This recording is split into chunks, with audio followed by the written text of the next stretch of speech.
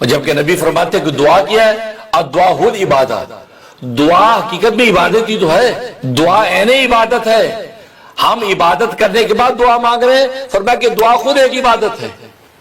عبادت کی روح اور جوہر کامل ہی دعا ہے۔ ابن بشیر صحابی روایت نقل کر کے کہتے ہیں کہ نبی نے فرمایا کہ دعا ہو عبادت، دعا عین عبادت ہے۔ اور اس کے بعد بطور دلیل کے سرکار دو عالم صلی اللہ علیہ وسلم نے یہ آیت پڑھی وَقَالَ رَبُّكُمُ ادْعُونِي أَسْتَجِبْ لَكُمْ، کہ تمہارے رب نے کہا ہے کہ مجھ سے دعائیں مانگو۔ وَقَالَ رَبُّكُمْ،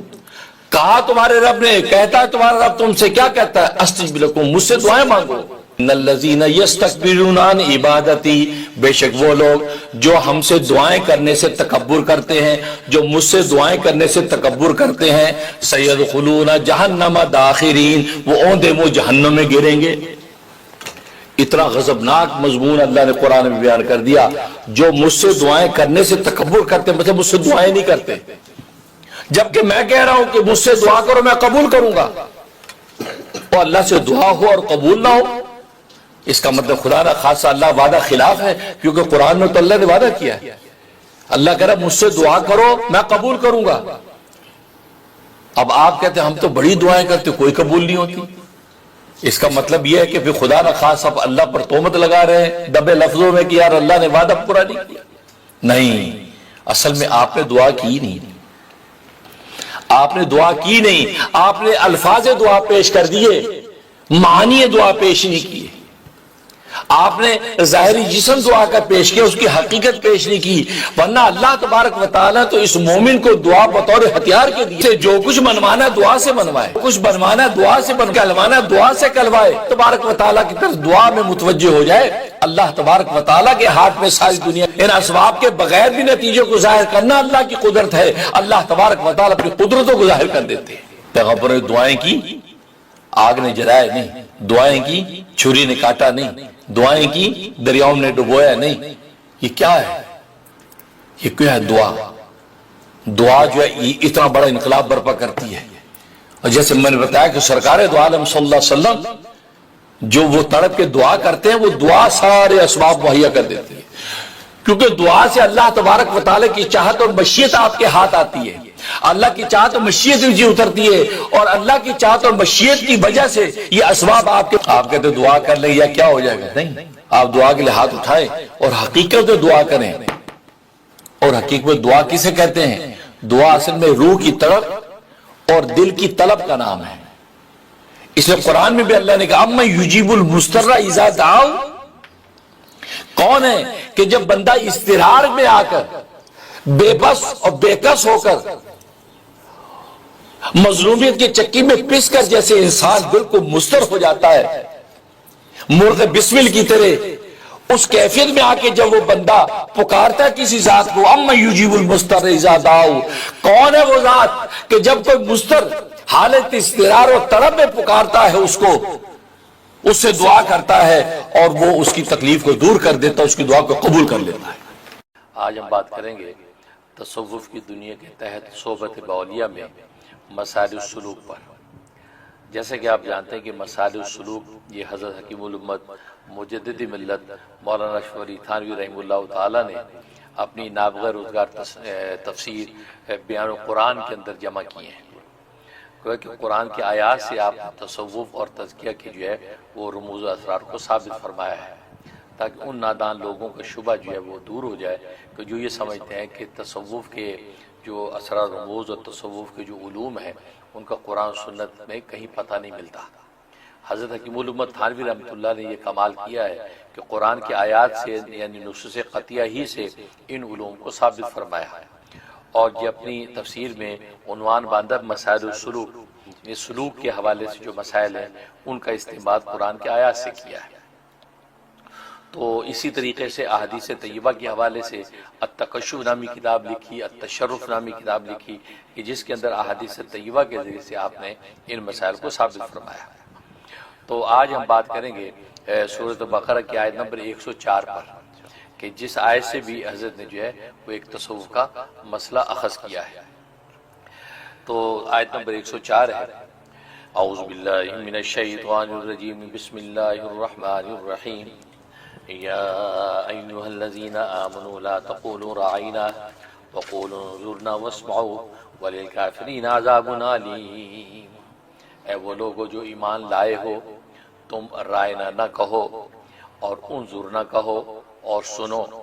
اور کافروں کے لیے دردناک عذاب ہے۔ کہ یہ عنوان اللہ تبارک و تعالی اس آیت میں ذکر کیا۔ جہاں تک اس آیت کے پس منظر کا تعلق ہے وہ یہ کہ سرکار دو عالم صلی اللہ علیہ وسلم کی مجلس میں ظاہر ہے کہ ہر قسم کے لوگ جمع ہوتے تھے، یہود و نصارہ بھی، مشرکین بھی، اور جاہل بدو بھی بیٹھے ہوتے تھے، خود صحابہ اکرام رضوان اللہ علیہم اجمعین بھی موجود ہوتے تھے۔ تو مختلف لوگوں کا جو مجمع ہوتا تھا، تو صحابہ اکرام رضوان اللہ علیہم اجمعین سرکار دو عالم صلی اللہ علیہ وسلم کو رائنا فرماتے تھے، یعنی ان سے کہتے تھے کہ رائنا، اے اللہ کے رسول ہماری رعایت کیجئے۔ اور وہ رائنا کے لفظ کو مراعات کے مصدر سے اخذ سمجھتے تھے، یعنی رعایت کرنا۔ اور وہ رعایت اس لیے مانگتے تھے کہ گویا کہ وہ یہ کہنا چاہتے تھے کہ اے اللہ کے رسول جب ہم آپ کے پاس آئیں اپنی کی ضرورت لے کر، اپنا کوئی یہ مدعا لے کر آپ کے سامنے پیش کریں تو آپ ذرا غور سے ہماری بات سن لیا کریں، یعنی ہماری رعایت کیا کریں۔ ظاہر ہے ہم جس ماحول سے آئے ہیں وہ ماحول آپ کو پتہ ہے، اب ایمان کی روشنی ہمیں ملی ہے تو ہمیں بہت سی ایسی جو ہے چیزوں کی ضرورت پیش آتی ہے کہ آپ سے ہم تعلیم حاصل کریں، آپ ہمیں گویا کہ اس حوالے سے گائیڈ کر دیا کریں، ہماری رعایت کیا کریں۔ یا رعایت کا مدعا یہ تھا کہ آپ جب گفتگو فرماتے ہیں ہماری تعلیم و تربیت کے لیے تو ظاہر ہے کہ آپ کی شان نبوت اور آپ کا جو ہے انداز بیان تو بس وقت ہو سکتا ہے ہمیں جلدی سے سمجھ میں نہ آئے کہ آپ جو فرما رہے ہیں، تو ہماری ذرا رعایت کریں، مطلب ذرا اتنا توقع فرمائے کریں کہنے کے بعد کہ ہم بات کو سمجھ جائیں کہ آپ کہنا کیا چاہتے ہیں، تو یہ رعایت کر لیا کریں۔ تو یہ گویا کہ رائنا کہا کرتے تھے۔ اچھا، رائنا چونکہ عربی میں عام استعمال ہونے والا لفظ تھا، کیونکہ مراعات یعنی رعایت کرنے کے معنی میں تھا، تو چونکہ یہود بھی مجلس میں آتے تھے، اب جو انہوں نے جب یہ لفظ سنا ان کے ہاتھ ایک شگوفہ لگ گیا، اس لیے کہ ان کی زبان میں رائن عاموں کو کہتے تھے، رائن عاموں کو کہتے تھے، بیوقوف کو۔ انہوں نے سوچا لو بھی یہ تو اچھا ہمیں ہاتھ آ گیا شگوفہ، ہم رسول اللہ صلی اللہ علیہ وسلم کو رائنا بولا کریں گے اور نیت یہ کیا کریں گے ہم اپنا والا معنی مراد لے رہے ہیں، یعنی او احمق، نعوذ باللہ من ذلک۔ تو اس لیے سے آپ کو جو رائنا کہنے لگ جاتے تھے،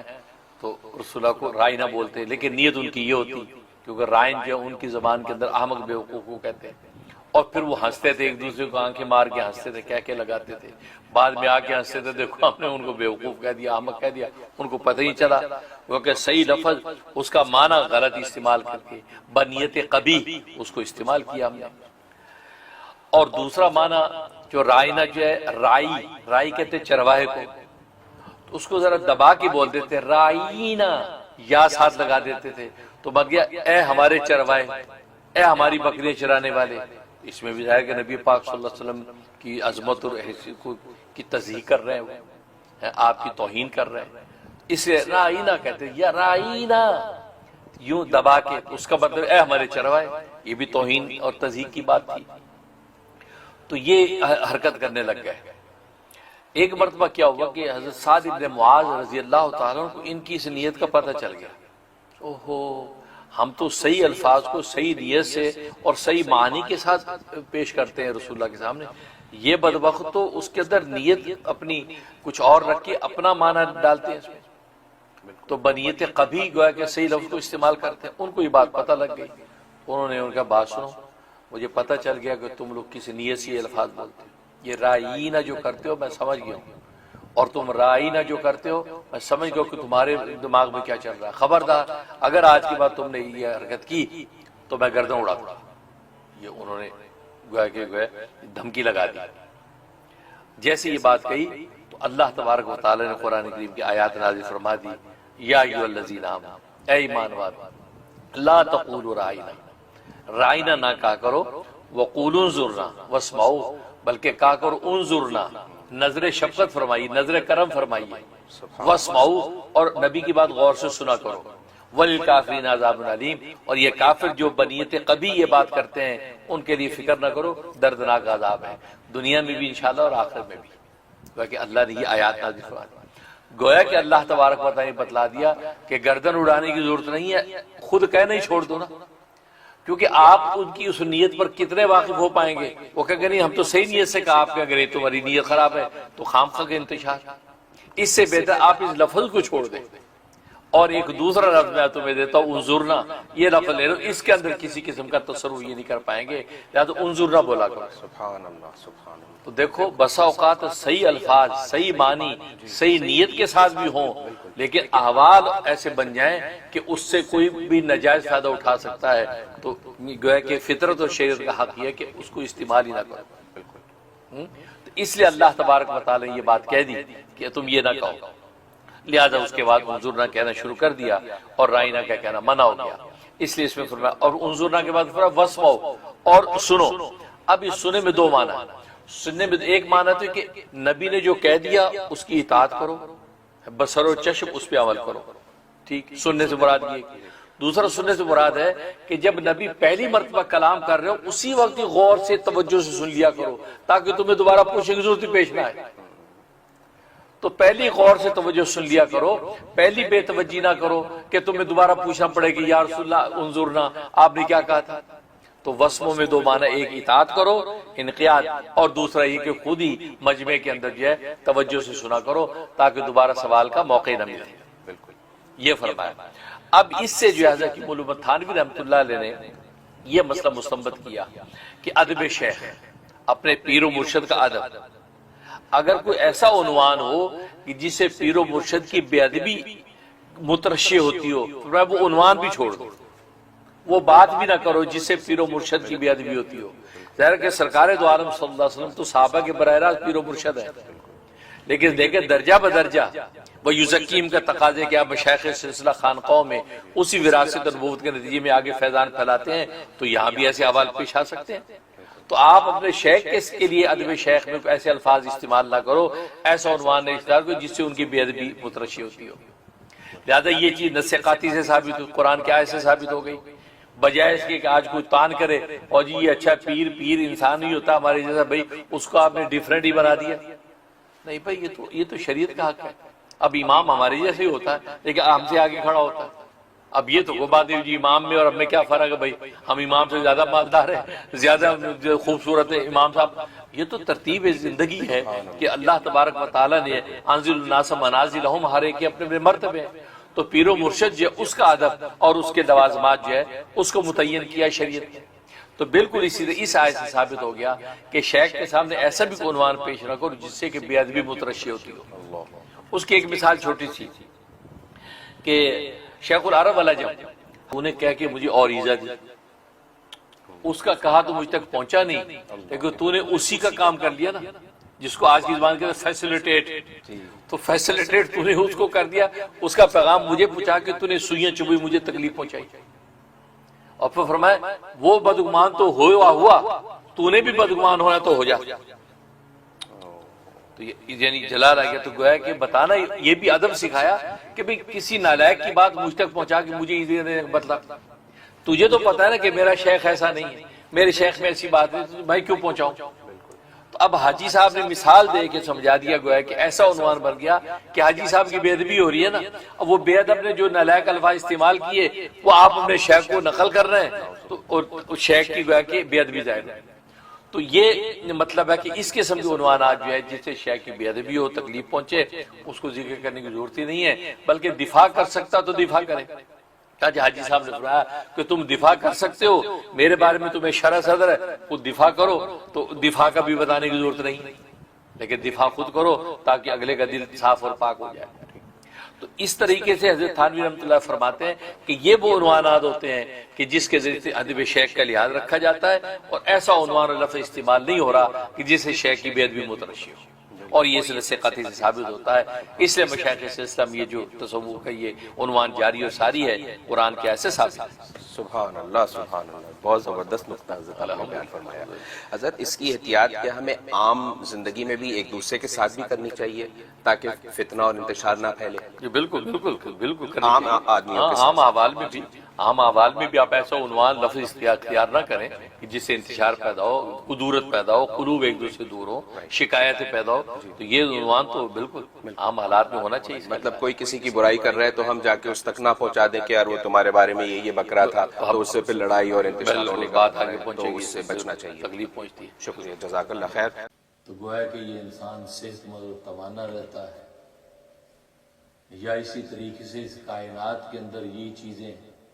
حد اعتدال میں رہتی ہیں تو یہ کائنات صحت مند رہتی ہے. لیکن اگر آگ، پانی، ہوا، مٹی کے اندر کسی بھی قسم کا عدم توازن پیدا ہو جائے، گویا کہ کائنات کے اندر آگ بڑھ جائے یا آگ کم ہو جائے، پانی بڑھ جائے یا پانی کم ہو جائے،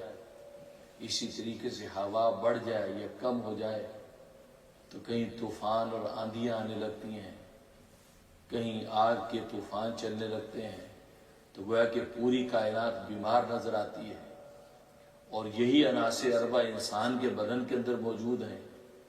انسان کی جسم کے اندر آگ اگر عدم توازن کا شکار ہو جائے تو کبھی تو انسان بخار کا شکار ہو جاتا ہے، اور آگ اس کی جسم کی حد توازن سے کم ہو جائے تو یہ نمونیے کا شکار ہو جاتا ہے. جسم کی ہوا اس کی بڑھ جائے تو گویا کہ ری کا مرض اس کو شروع ہو جاتا ہے. جسم کی ہوا کم ہو جائے تو گویا کہ جس کا سانس اکھڑنے لگتا ہے. تو جسم کے اندر آگ، پانی، ہوا، مٹی کا توازن ضروری ہے. اسی توازن کی تشخیص کے لیے ہر مہینے ڈاکٹر کے پاس ہم جاتے ہیں، اس کو تشخیص کرواتے ہیں. وہ اسی آگ، پانی، ہوا، مٹی کا اصل میں توازن دیکھتا ہے کہ جسم کے اندر کیفیت کیا چل رہی ہے، خون کی کیفیت اس کی کیا ہے، اس کے صفرا کی کیفیت کیا ہے، اس کے سودا کی کیفیت کیا ہے، اس کی باقی جو کیفیات ہیں جسم کی، اس کے حوالے سے کیا تشخیص ہے. تو گویا کہ انسان ڈاکٹر سے یہ رپورٹ جو کرواتا ہے وہ اسی لیے کرواتا ہے کہ اس کی آگ، پانی، ہوا، مٹی کا توازن قائم رہنا چاہیے. نہ تو ضرورت سے زیادہ ہو جائے، نہ ضرورت سے کم ہو، بلکہ جو حد اعتدال اللہ تبارک و تعالیٰ نے اس کی صحت کا رکھا ہے اس اعتدال پر رہنا چاہیے.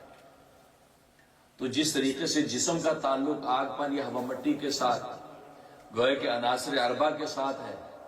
اور اسی بنیاد پر اس کی صحت جسمانی کا فیصلہ ہوتا ہے، بالکل اسی طریقے سے اللہ تبارک و تعالیٰ نے انسان کی روح، اس کا مدار بھی 4 عناصر پر رکھا ہے. اس کے روح کے 4 عناصر اگر اعتدال پہ رہتے ہیں تو انسان ایمانی اعتبار سے صحت مند اور توانا رہتا ہے. اگر ان عناصر کے اندر کوئی کمی بیشی ہو جائے، عدم توازن پیدا ہو جائے اور وہ عناصر اربع حد اعتدال پر نہ رہیں تو انسان ایمانی اعتبار سے بیمار ہو جاتا ہے. جیسا کہ حدیث میں آتا ہے کہ فرمایا کہ الناس کلهم حالکون الا العالمون، کہ لوگوں سارے کے سارے انسان یہ ہلاکت میں ہیں، یہ بربادی ہی بربادی میں گرے ہوئے ہیں، الا العالمون، مگر وہ جو علم والے ہیں. علم والے اس بربادی اور مصیبت اور تکلیف سے بچے ہوئے ہیں. پھر فرمایا کہ والعالمون کلهم حالکون الا العاملون، کہ علم والے بھی سارے برباد ہیں، ہلاک ہیں، ہلاکت میں پڑے ہوئے ہیں، مگر وہ بچے ہوئے ہیں، نجات پائیں گے جو عمل والے ہیں، اپنے علم پر عمل کرتے ہیں. پھر فرمایا کہ والعاملون کلهم حالکون الا المخلصون، کہ عمل والے بھی سب ہلاکت میں پڑے ہوئے ہیں مگر وہ بچیں گے جو اخلاص والے ہیں، یعنی ان کا عمل اخلاص کی بنیاد پر ہے، اللہ کے لیے عمل کرتے ہیں. اور پھر فرمایا کہ والمخلصون علی خطر عظیم، اور اخلاص والے مرتے دم تک خطرے میں، کہ مرنے سے پہلے پہلے کسی بھی لمحے انہوں نے اپنے اخلاص کو ریا سے بدل دیا، انہوں نے دعویٰ عبادت کر دیا، انہوں نے اپنی بڑائی کر لی، تو ان کا اخلاص جو ہے وہ ریا سے بدل کر ان کے اعمال تباہ ہو جائیں گے. ہاں مرتے دم تک اگر عافیت سے چلے گئے تو بس یہ عناصر اربع جب ان کے قائم و دائم تھے تو ایمانی اعتبار سے صحت مند اور توانا ہے. تو وہ اسی صحت روحانی کے ساتھ یہ اللہ تبارک و تعالیٰ کے سامنے پیش ہو. اور ظاہر ہے کہ جب ایمانی اعتبار سے انسان صحت مند اور توانا رب کے حضور پیش ہوگا تو پھر نجات ہی نجات ہے۔ تو محدثین فرماتے ہیں کہ اس حدیث سے 4 عناصر اربع نکلے ہیں۔ پہلے حصے میں نبی پاک صلی اللہ علیہ وسلم نے ارشاد فرما دیا، گویا کہ علم نافع یہ پہلا عنصر ہے، پہلا عنصر ہے انسان کی ایمانی اور روحانی حیات کا، اور دوسرا عنصر عمل صالح یہ دوسرا عنصر ہے، اور تیسرا اخلاص کامل یہ تیسرا عنصر ہے، اور چوتھا فکر آخرت کہ وہ اخلاص سے عمل کرنے کے باوجود بھی آخرت کی فکر میں رہے کہ پتہ نہیں کیا بنے گا، یہ جو کچھ میں نے کیا یہ اللہ کے ہاں قبول بھی ہے یا نہیں، یا یہ نہ ہو کہ وہ دربار شاہی کے اندر پہنچیں اور ساری عبادت لپیٹ کے ہمارے منہ پہ مار دی جائیں، تو اسی فکر آخرت میں مرتا ہے۔ تو یہ 4 عناصر اربع ہے روحانی اعتبار سے۔ تو جیسے میں نے عرض کیا کہ جسمانی اعتبار سے آگ پانی ہوا مٹی حد اعتدال پر ہے، تو انسان جسمانی اعتبار سے صحت مند ہے، اسی طریقے سے اس کا علم نافع، عمل صالح اور اخلاص کامل اور فکر آخر یہ بھی حد اعتدال پر ہے، تو یہ انسان ایمانی اعتبار سے صحت مند اور توانا ہے۔ جب یہ جسمانی اور ایمانی دونوں اعتبار سے صحت مند توانا زندگی گزارے گا تو دنیا میں اس کو جنت کا سا مزہ زندگی کا اللہ عطا کر دیں گے، اور آخرت میں اس کے لیے کامیابی ہی کامیابی۔ اور مومن کے لیے بس یہی ایک وظیفہ ہے دنیا میں کہ انسان اپنی جسمانی صحت کا بھی اسی طرح لحاظ رکھے کہ وہ ان عناصر اربع کی تشخیص پر نظر رکھے، اور جو ماہرین ہیں ان سے اس کی تشخیص کرواتا رہے کہ میری جسمانی کیفیت کیا ہے۔ بالکل اسی طریقے سے روحانی اجزاء اس کا بھی لحاظ رکھے، اس کے بارے میں بھی فکر مند رہے، اور جو اس فیلڈ کے ماہرین ہیں ان سے وہ رابطے میں رہے، ان کی صحبتوں میں اور رفاقتوں میں رہے، ان کے پاس اٹھے بیٹھے، ان سے تشخیص کرواتا رہے کہ یہ میرے 4 جو عناصر اربع روحانیاں ہیں یہ اپنے اعتدال پر ہیں یا کم یا زیادہ ہے۔ یہ دین کا وظیفہ ہے، اور سرکار دو عالم صلی اللہ علیہ وسلم اپنے صحابہ کرام رضوان اللہ علیہم اجمعین کی اسی انداز سے تربیت فرماتے رہے۔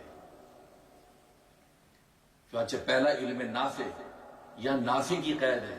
نفس علم نہیں، کیونکہ علم برائے علم اس کی کوئی حیثیت نہیں۔ ہاں وہ علم ہو جو آپ کو نفع دینے والا ہے، وہ علم نہ ہو جو آپ کو نقصان دینے والا ہے، اس لیے کہ نفس علم یہ کوئی کمال نہیں ہے، بلکہ اس سے تو بہتر لا علم ہونا ہے، کیونکہ نقصان دہ جو علم ہے یہ انسان کے لیے خطرناک ہے، اور نبی پاک صلی اللہ علیہ وسلم نے گویا کہ اس علم سے منع کیا کہ نقصان دہ علم حاصل نہ کرو، وہ علم حاصل کرو جو نفع دینے والا ہو، جس سے تمہیں نفع ہو، تمہیں پتہ چلے، اس لیے کہ علم ایک روشنی ہے کہ جو راہ منزل کو متعین کرتی ہے، علم ایک نور ہے کہ جس میں مملوک اپنے مالک کو دیکھتا ہے، یہ مرزوق اپنے راضی کا پتہ لگا لیتا ہے۔ لیکن اگر علم ایسا ہے کہ انسان کو اپنے مالک کا پتہ نہ چلے، اپنے خالق کی خبر نہ ہو، اپنے راضی کی کا اس کو پتہ نہ ملے، تو وہ علم نہیں ہے، وہ علم زار ہے، علم نافع نہیں ہے، انسان کو نقصان دے گا۔ اس سے بہتر تو انسان کو کسی چیز کا علم نہ ہو۔ اس لیے یہ بات یاد رکھے، علم نہ ہونا یہ بھی اللہ تبارک و تعالیٰ کی ایک رحمت ہے۔ بس اوقات انسان کو ایک چیز کا علم نہیں ہے تو انسان کے لیے فائدہ مند ہے، انسان کے لیے مفید ہے، بجائے اس کے کہ انسان کو کسی غلط چیز کا علم ہو۔ اس لیے کہ جس کے پاس علم نہیں ہے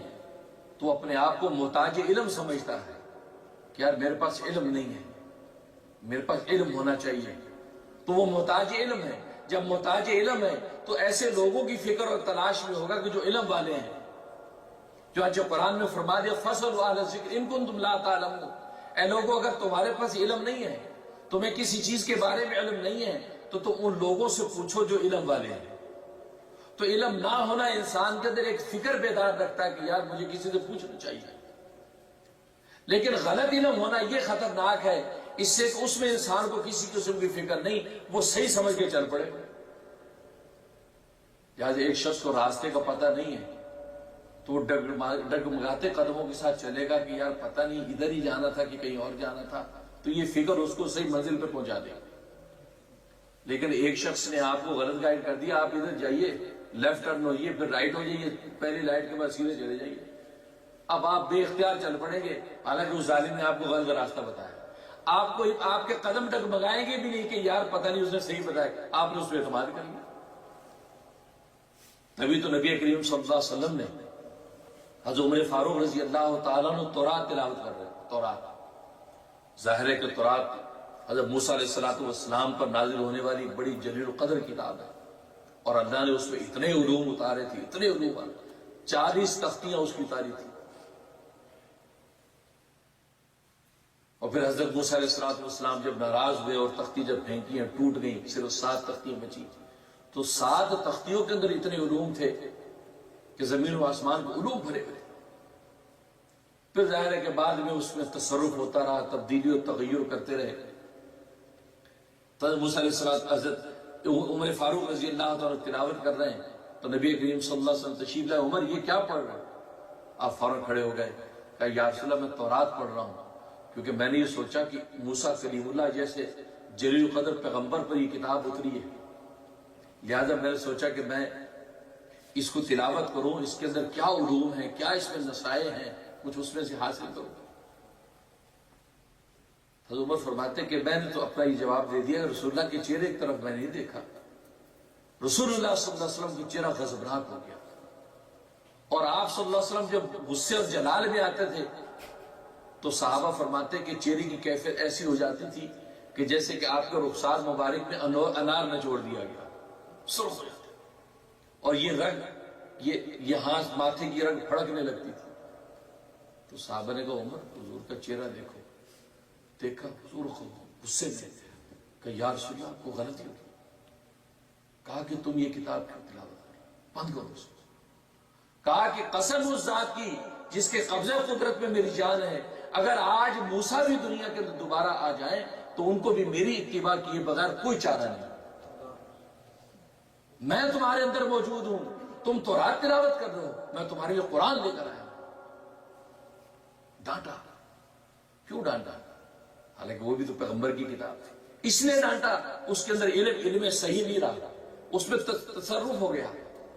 اس میں تغیر اور تبدیلی کر لی۔ خود قرآن کریم نے کہا یحرفون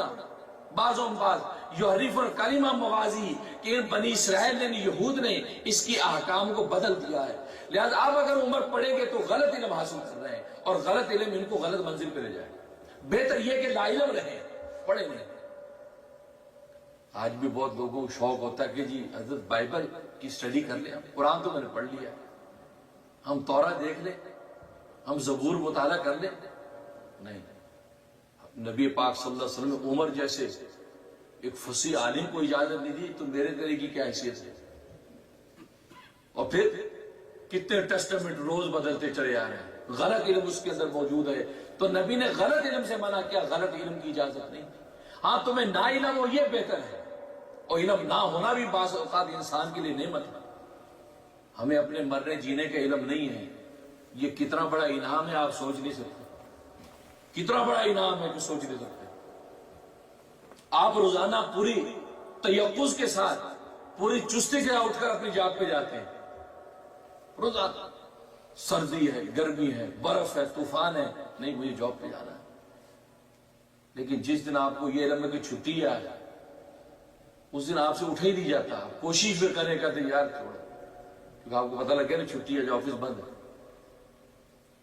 وہ جو تیقظ تھا، وہ جو بیداری تھی کیوں پیدا نہیں ہو رہی؟ وہ گرمی جسم میں کیوں نہیں آ رہی؟ کیونکہ آپ کو علم ہے کہ چھٹی ہے، آفس بند ہے، آپ باوجود کوشش کے بھی نہیں اٹھ پا رہے ہیں۔ لیکن جب آندھی اور طوفان ہے تو آپ باوجود کوشش کے سو نہیں پا رہے ہیں، بار بار اٹھتے ہیں، نہیں یار مجھے جاب پہ پہنچنا۔ تو آپ خوش نصیب اپنی گاڑیوں پہ، ٹرینوں پہ بھی جاتے ہوں گے، برف کے زمانے میں آپ یہاں بس اسٹاپوں پہ دیکھتے ہیں عورتیں، لڑکیاں، مرد دوڑتے نظر آتے، بوڑھے دوڑتے نظر آتے بسوں کے پیچھے، برف سردی میں کہاں پائے؟ یہ علم نہیں ہے ان کو کہ آگے کیا ہونے والا ہے۔ لیکن اگر علم ہو جائے، خدا نہ خواستہ کیا شام تک تو بس کہاں جینا ہے، موت کا وقت لکھا ہوا ہے، تو آپ سے اٹھا ہی نہیں جائے گا۔ پہلے سے پتہ چل جائے آج ہم 30 40 50 سال کے منصوبے زندگی کے بنا رہے ہیں, اپنی نسلوں کے لیے ایک ٹریک قائم کر رہے ہیں. اگر انسانوں کے علم ہو جائے کہ ہم نے فلاں وقت مرنا ہے تو انسان کچھ بھی نہ کریں, کہا کہ چھوڑو یار ویسے ہی 10 سال بعد مر جانا ہے, میں 50 سال کا منصوبہ کیوں بناؤں, زندگی درم برم ہو کرے. بلکہ حدیث میں آتا ہے حضرت موسیٰ علیہ السلام کے پاس ایک شخص آیا کہ موسیٰ کریم اللہ, آپ اللہ سے دعا کر دیجئے میں جانوروں کی بولیاں سمجھنے لگا. حضرت موسیٰ علیہ السلام نے فرمایا کہ دیکھو اللہ کی حکمت پر ایمان رکھو, اللہ کی مشیت یہی ہے کہ انسانوں کو حیوانوں کی بولیوں کی خبر نہیں ہے, اسی پر تم جو وہ سر تسلیم خم کرو. کہا کہ نہیں, میرے گھر میں جانور ہیں, مویشی ہیں, میرا جی چاہتا ہے کہ آپس میں بولتے ہیں, کیا بولتے ہیں, کیا باتیں کرتے ہیں. بہت اصرار کیا, آپ نے بار بار منع کیا کہ اسی میں خیر ہے کہ جو تجھے علم نہیں ہے کہ کیا ہو رہا ہے زمانے میں.